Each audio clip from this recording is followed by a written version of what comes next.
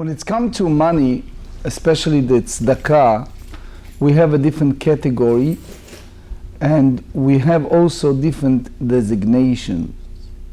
Meaning, if we have a general charity fund and there are several gabaim, gabaiyot, or people who in charge for that charity fund, then since it's a general fund, we treat it accordingly, that they have discretionary to make decision how and what to use that money.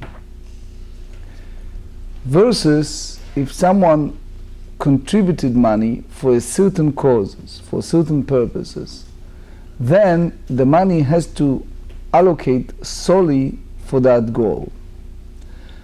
What do you do when someone dedicated something for certain purposes, but then he passed away and the circumstance changed?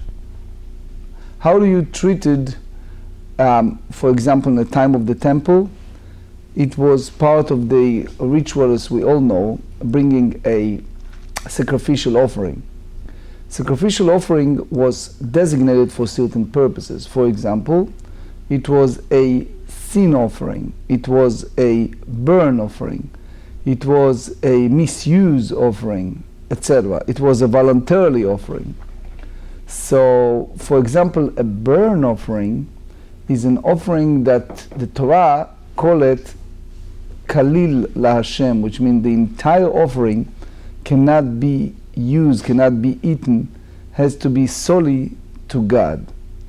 Versus other offerings, the people in service, the Kohanim, the priest, can use sometimes part, sometimes all of the meat, sometimes the owner can even take part. It's all depend upon the offering. The problem is if you have all kind of circumstances that change, such as we are now dealing with Tractate Nazir, with someone who committed himself, herself, to be Nazirite. And we explained that the Nazir in a general term, how long is it? Help me! 30 days. 30 days, thank you. So 30 days, that's the minimum amount. And the Nazir, by saying, I accepting upon myself Nazirut, doesn't matter if he specified or she specified for one or the all three, which is not touching wine or grapes, not cutting hair and not touching a corpse. The moment that happened, they wrap up as a Nazir. When that time completed, they need to bring all these series of offering, sin offering, burn offering, peace offering. So what happened if it was unspecified money? So unspecified money, you have an issue with that. Why? Because in general, unspecified money, you can say that it should go to her as a general gift offering. The problem is sometimes unspecified money can be a money for a sin offering. And since, quote unquote, the sinner is no longer among the living, you have to get rid of that money. You cannot use it for other purposes. Because it was a money that dedicated as atone. Now we close to Yom Kippur, it's appropriate, right? Atone for a sin offering, and it's solely for that purpose. So we are going to study page 25, but we are on page 24b, the last line. Hayu lo ma'ot stumim, or Tosfot said, vehayu lo ma'ot stumim, yiplu lindava. This is based on the text in Tractate Me'ilah, page 11. If the Nazirite have a unallocated, unspecified money, so that can be for sin offering, peace offering, burn offering, but it was unspecified. It wasn't clear for what offering is for, so it all goes together to what? To Korban Olat Nedava, for the offering of voluntarily gift offering, since it was not specified. 25. ועלות דמי חטאת מעורבים בהם. So the problem is when the Nazir dedicated the money for the offering, as we explained, there are different categories. There are sin offering, there are burn offering, there are peace offering. The problem is sin offering and sin offerings money treated the other differently than the others. So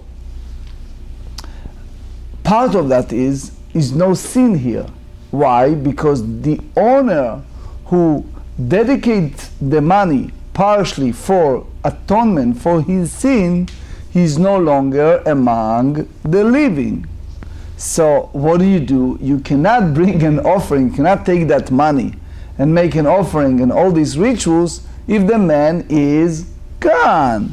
So what do you do with that money? You have to go to the Dead Sea and throw them away. You cannot use it for other purposes. As we explained earlier, I hope everyone understands.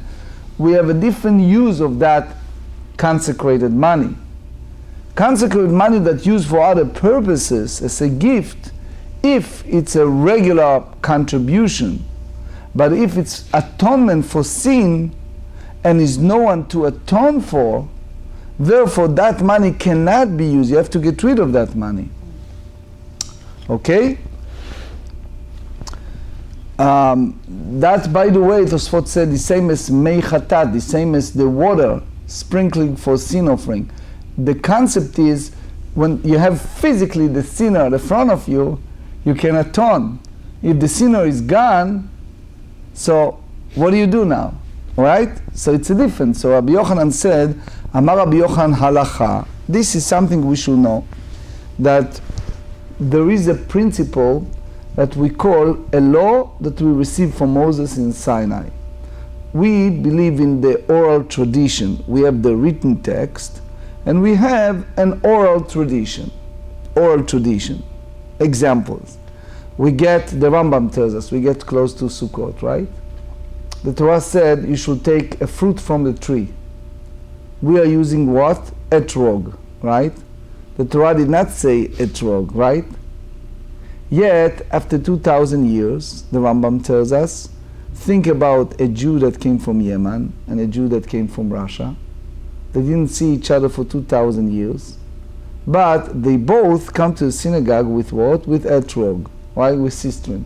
Even the Torah tells us, fruit from a tree.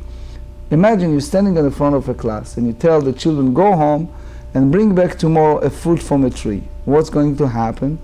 One child bring apple, another child bring orange, right? Here you have the same Jews all over the world do the same. We call it a tradition that when God told Moses we should build a sukkah, he also orally, we believe, explained to him the specification, which transmitted orally from one generation to another until Rabbi Yehuda Nasi Rabbi, 40 generations after Moses, put it in writing, and that's what we call Mishnah. Okay? So many times we have this type of tradition. We said a tradition, like Fiddler on the Roof, right? Something that we receive from Moses in Sinai. Now, the beauty of that is we treated it, the code tells us, we treated the same as the divinity of the Torah. Okay? So here we see Rabbi Yochanan said, Halacha hi benazir. Rabbi Yochanan says it is accepted as halacha with regard to Nazir that his unallocated funds are used for gift offering despite the fact that they include the value of sin offering. You see the point? Basically, if you separated sin offering, it's a problem, right? But since you have here a combination, you take the money and you combine it, and some of the offering can be brought even without he is present. For example, if he's gone, so use it as a gift offering. So since it's not solely sin offering, but it's a combination, we receive a tradition from Sinai that it's okay when it's come to Nazirite. Is that clear? Reish Lakish come in. Reish Lakish, as you know, he married Rabbi Yochanan's daughter, right? They are relatives. And he, in many places in the Talmud, disputed Rabbi Yochanan. And Reish Lakish Amar, you learn it from different sources. The Torah said in Leviticus chapter 22, Lechol nidrehem ulechol nidvotam. They said whether any of their vows or any of their voluntarily offering. So what does that mean?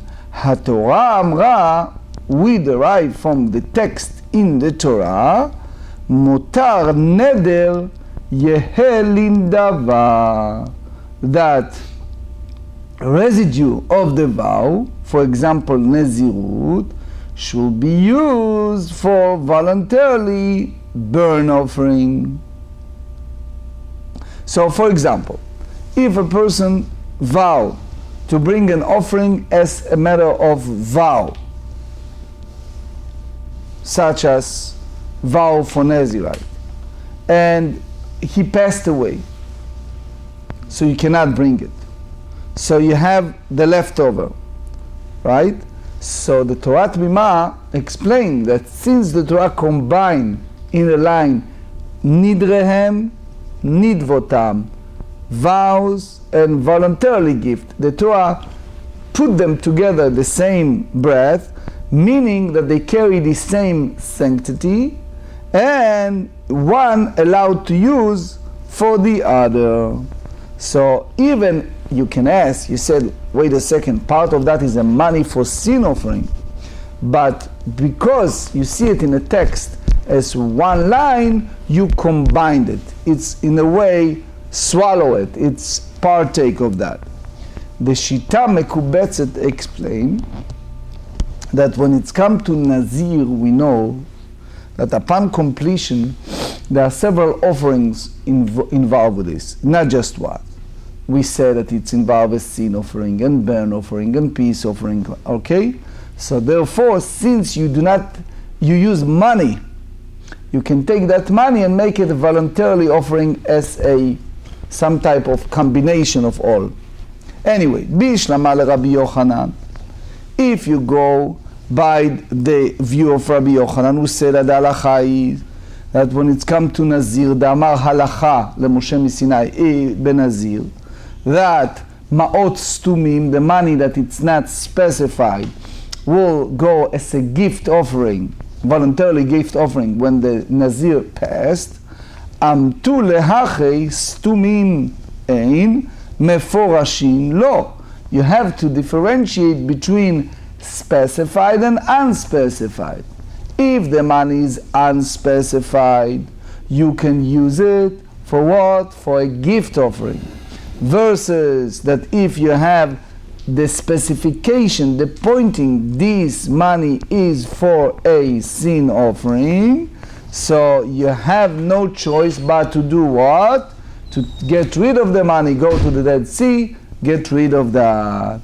That's the way the Rosh explained, that's the way we receive this tradition, that's specifically in the unspecified money, but not as specified. Remember we said in the introduction?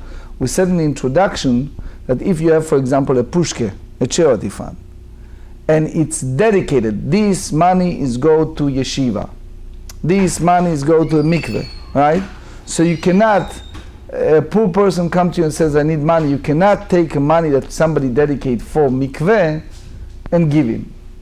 If you have a general, and you have somebody, the rabbi, the shaman, someone who in charge for general discretionary fund, then it's open for their decision, okay? Ela lereish lakish. So when it's come to here, since it was a sin offering contribution, that's our problem, okay? Ela lereish lakish. Reish lakish bring a proof from what? De amar lechol nidrehem Ulechol nidvotam. Remember that line we just quote? The Torah said whether any of their vows or any of their voluntary offerings. So what you see, my iria stumin afilu meforashim. Why you tell me that only unspecified, unallocated money you can use? Why not even specified money? Why? Because he's gone and is left over from that vow, and you combine vow with voluntarily gift, so you do not have any source from that line that Reish Lakish brought that speaks specifically about unspecified money that should go for a gift offering. One of the commentary on the code is the Magen Avraham, great sage. He said that in the morning we have this section, it's called korbanot, the offering, that we're using our lips as a substitute for the offering, right? In the morning before the morning service. So if you look carefully at the text in the Outscroll Sidurim, for example, you see a line, Yehi Ratzon, may it will be, that this statement that I'm making will be a substitute for sin offering. Okay? So you ask a question, if it's come to Chatat, Asham, misused, or sin offering, you don't know what if and what you deserve to. So if you tell me you know specifically and that's a substitute for korbanot, for offering, I understand. But if it's come to a sin offering or misuse offering, and it may happen that you don't have that obligation, why are you saying this line? He have a problem with that. Anyway, Amar Rava, Meforashin. Rava respondent said, Meforashin lo matzit amart. Rava said, you cannot say that superfluous specified fund should be used for voluntarily offering. Kvar psaka Tana de Rabbi Ishmael. What? Rabbi Ishmael was a great Tana, the Mishnaic time, the Tanaim, that he hold if you have an animal for a sin offering that you cannot bring her, he needs to let the animal pass naturally, and you cannot bring her as a voluntarily offering. The same money, he said, get rid of that on the Dead Sea and not use it for a gift offering. And that's what we said, Halacha leMoshe Sinai. That's the source. It's Deuteronomy chapter 12. Rak kodashecha asher yiyu lecha undarecha. The Torah said, only your holy animal which you will have and your vows. What does that mean? We just read from the book of Leviticus all these rules about what? About burnt offering, about peace offering. So the Lord said, so why you need another line? We know that the Torah is extremely prudent with words. So therefore, bivladei kodashim uvitmuratam hakatuv medaber. If you have animals that brought from those sanctified, you consecrated certain animal, and you have the babies. So how you treated the babies? Or there is another tractate which we discussed in the past. It's called Tmura, meaning substitute, meaning you dedicate certain animal for certain purposes. For example, you have an issue that that animal is now consecrated. If you decided then that you want to switch animals, okay, it's a problem. Why? Because the Torah said in Leviticus 27, you cannot lehamir, you cannot switch the gift and transfer the sanctity from one to another.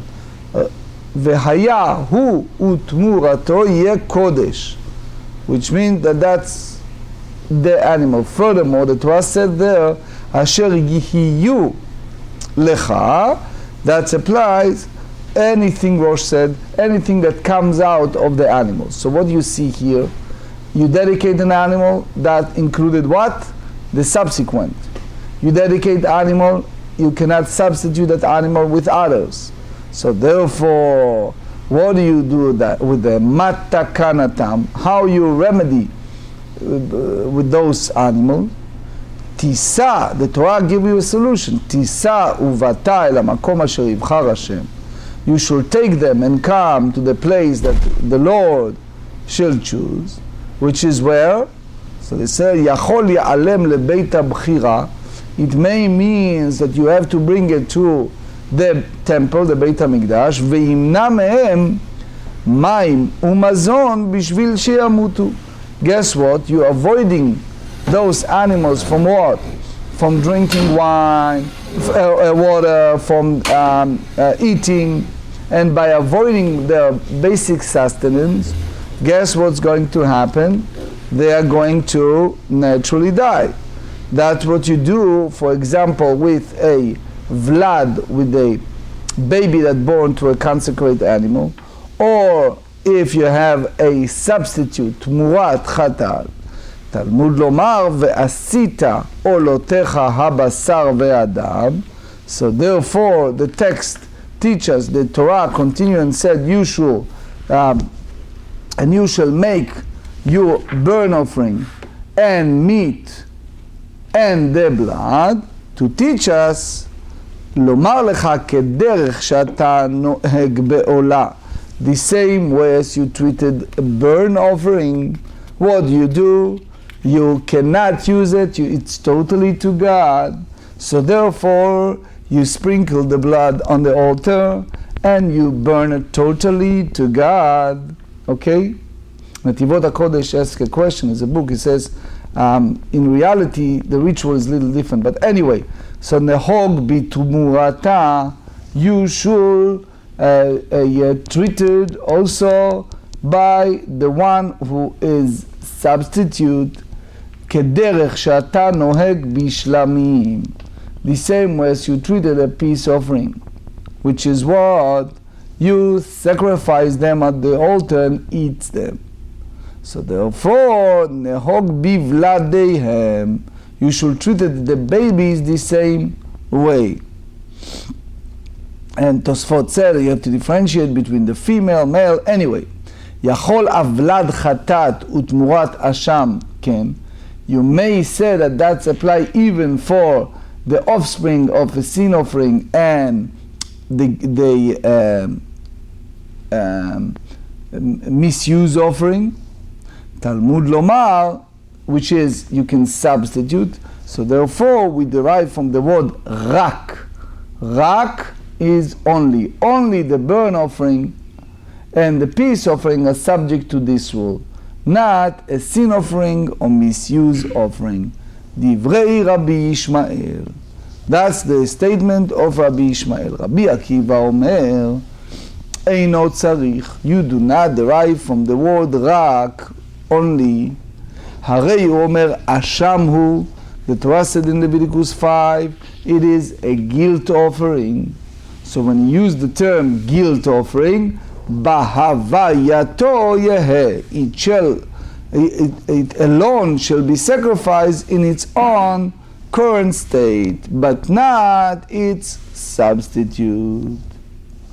So, therefore, let's think together. If you have motar chatat, left over from a sin offering, you have, for example, a person gave $200 for a sin offering and $100 left. Okay? So what do? If he's a Nazirite and he passed away, so you have no choice. You have to take the money into the Dead Sea and get rid of that. Based on this Gemara, the late Rabbi Moshe Feinstein, Zecher Tzadik Livracha, was asked a question. We are now talking about mikveh. We talked today about mikveh. So it was a shul, a community that have no mikveh. And you know, that's very basic. So they come and ask a question. It was used for Ezrat Nashim, for women's section in the shul. And now they want to relocate the women's section to different location and use that spot for the mikveh. So they asked the Moshe Feinstein if that okay or not. So he based his halacha on this Gemarrah. He says, what we study in this sugya. We said if someone needs to bring a sin offering, or if you have a sin offering, chatat shemetu be'aleh, that the owner passed away, so you have nafkamina. Why? Because if you have leftover from a sin offering, so it's a sanctified. You bring it as a what? As a burn offering. The other one, if you have a sin offering that the owner passed away, so you have, which Tosfot tells us, you don't have kedusha kara'u, you have kedusha midrabanan, you have the sanctity by the rabbinic law. Therefore, you have to get rid of that and bring it to the Dead Sea. So when it's come to kedushat Beit HaKnesset, the synagogues carry a certain sanctity. So he said the solution is if you have the group of people, how you call it in this country, the board, whatever, the group of people get together. And these people come and they say that we no longer using the Ezras Nashim, we no longer using the women's section, it's total different location. Now the place is empty, and then he gave them a way that they can use it for mikveh. But not everyone agree with Rabbi Moshe Feinstein Psak. There are some rabbis who challenge that because they said if you bring the source for that from our sugya that speaks about chatat shemetu be'aleh, a sin offering, that the owner is no longer among the living. The fact that the owner of the sin offering is no longer among the living is a heavenly tribunal decision. So how you annul, how you abrogated a heavenly tribunal decisions. It's not so simple. Anyway. What's the problem with using it for if they're not using it anymore? Why can't you use it? As I said, this is not a halacha. I'm not going to pass an halacha, and for sure I'm not going to challenge. Who am I to challenge Moshe Feinstein? But basically, he gave a solution. He says, if you guys are not using it as a Ezras Nashim, and you relocate Ezras Nashim naturally to a different location, and now you have no use, that's the way he find a way. He compared to our sugya when it's come to a not using of what certain... would be the restriction if there's no use anyway? Why wouldn't... Because it's carry a sanctity. For example, we talk in this sugya, you came late, but we talk about if you have a sin offering, and the sin offering, the owner passed. So you have to get rid of that money. You cannot use it for a gift or other purposes. Or if it was an animal, you have to let the animal die naturally, because you cannot sacrifice on the altar since it was contributed with the designations. We explained earlier that even in a tzedakah fund, if you have a tzedakah that someone gave for mikveh, you cannot give it to a poor person. It has to be for the mikveh, for example. In the moment you have a designation, it's not a general fund. Anyway, ketani. יכול להיעלם לבית הבחירה וימנע מהם מים מזון בשביל שימותו. Maybe you know what you do. The owner should bring them to the temple and he should avoid them food and water and let them die naturally. Talmud lomar, so therefore the text said ve'asita olatecha, and you shall make your own burn offering, the meat and the blood. So what do? So you cannot go and just avoiding them and die naturally. Amai, why you do that? Havlad chatad hu dignirin ba mita. But we said when it's come to the offspring of a sin offering, we learn that must be left to die, but not the other offering. So why you say that you come to that conclusion that the offering of other offerings and a substitution of other offerings should be left like that? So that's halacha leMoshe Sinai, as we said. So the Gemara responds, it says, ilav kra, if you don't have the pasuk that teaches about substitute, about tmura, and the offering of burnt offering and peace offering are sacrificed on the altar, hava amina, I might have said, vlad chatat, if I have an offspring of a sin offering, may be left to die bechol makom. You do not need to lead that animal to the temple 25b, uvladei kodashim, but the offspring of other sacred animal, for peace offering, beveit abchira, you have to bring it to the Beit HaMikdash, the temple. Kamash melan, so therefore it teaches the law that one does not leave the offspring of a peace offering to die. You have to bring him and sacrifice on the altar. Katani. יכול הבלת חטאת תמורת השם, כן, תלמוד לומר רק. למה לקרא? Why you need the pasuk? הלכת הגמיר לה, הבלת חטאת למית תאזיל. We have, which we said earlier, הלכה למשה מסיני, it's the oral tradition, that the offspring of the sin offering let go to its own death and not specified. So why you need the pasuk? הכנה מהוקרא להשם מודעתה. You need the pasuk to teach us the law of a misuse offering.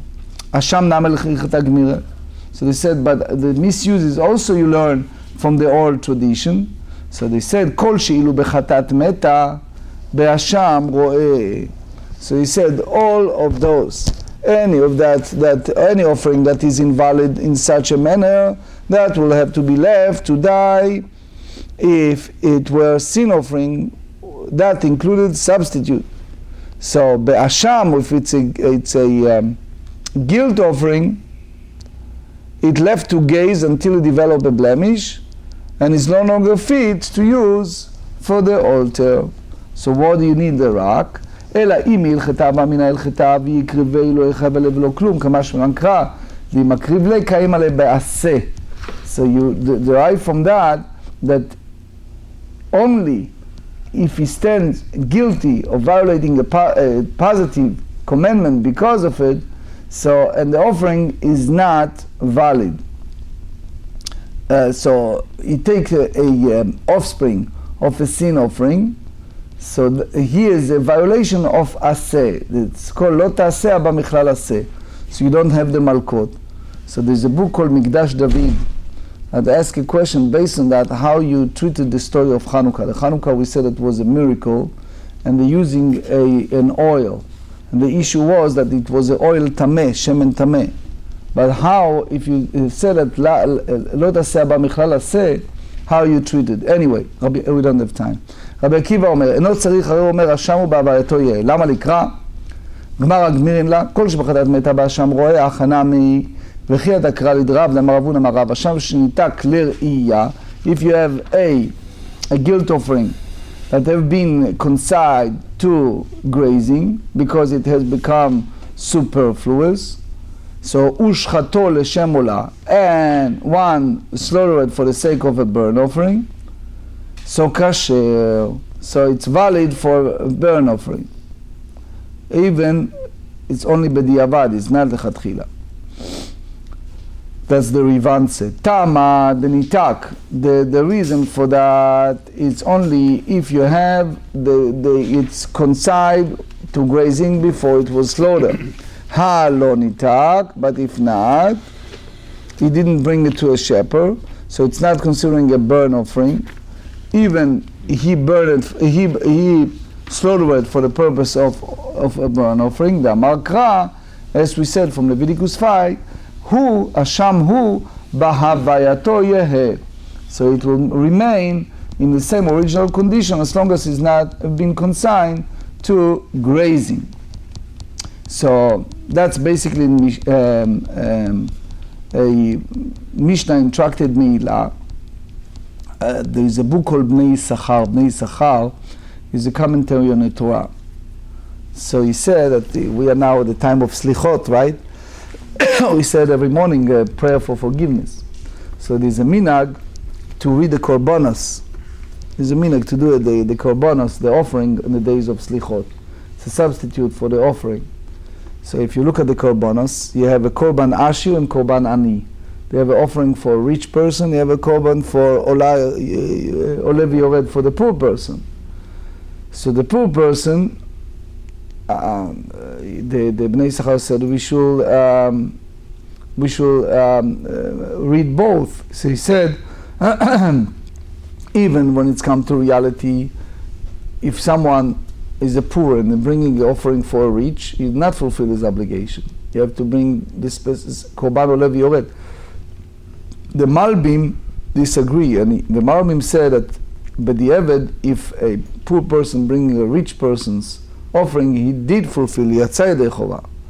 But the derivative from that is, according to the Malbim, you do not need to read in the days of Slichot both Ashir and Ani. You can read only for the rich person offering, and that's sufficient. There's a special section, it's a substitute for our sins, to using that expressions in our lips.